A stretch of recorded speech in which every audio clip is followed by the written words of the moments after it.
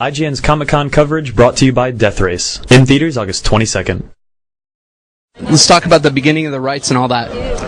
Well, originally we had sold it to a different company, and they weren't making use of it, and they had some scripts that were quite frightening, not in a good way. Yeah, a little different. And so I was close to calling it quits. When the option came up, I didn't know if I wanted to pursue it anymore. But Summit came in and said, "We want to do this your way, and we're willing to guarantee you that." And then they hired Catherine, and it was all happily ever after, right? How did you first get involved with Twilight? Well, I mean, while I was shooting Never Back Down last summer, my girlfriend, someone gave her the book while she was on the plane to visit me, and she read it, loved it, and said, "You have to read this, and we have to make it into a movie." So we got in our little dream car and started planning making the movie. And then 2 months later, it was actually real, by the company that actually made the movie I was working on. I read the old script, which was kind of like jet skis and night vision goggles, and Bella was a track star.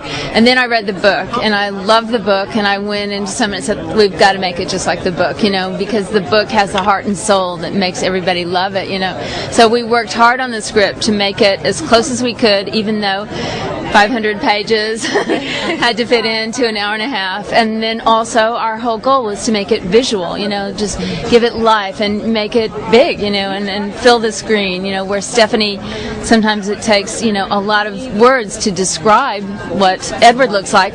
It's one image. Mm-hmm. You see Rob in one image with the jawline. It's pretty cool.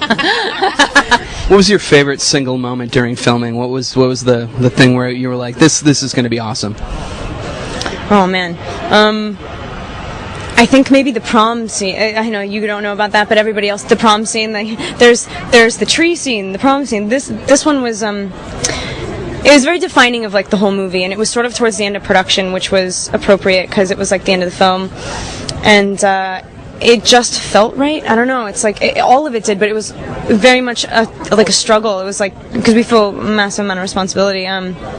But that one just for some reason that scene just worked, and then I knew it was at least I'm trying my best. What exact role do you play in the movie?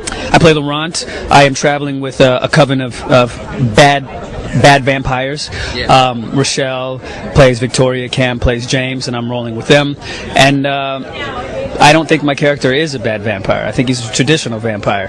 He kills human beings to sustain himself. That's what's in his nature to do. Mm-hmm. The Cullens, they become vegetarians. They can eat animals. They're evolved in that way. I'm not evolved, but that doesn't make me bad. And this is insane. The fans are amazing, so it's definitely exciting to be bringing somebody's character to life. Jacob Black. So it's cool. Right on. So admit it, before you ever got the script, you had read all the books. Definitely not. What was your favorite scene in the movie? It's a little tiny scene in the hospital when I've just saved Bella's life, and I try and go up to her and intimidate because I think she's gonna go and tell everyone he's supernatural or whatever, and I try and intimidate her, and Kristen's just looking at me and I'm trying to do all these scary faces and trying to stare her down and stuff, and Kristen's just looking at me, just looking baffled by the whole thing because she's just not in any way scared of me, whereas every other human in the world is.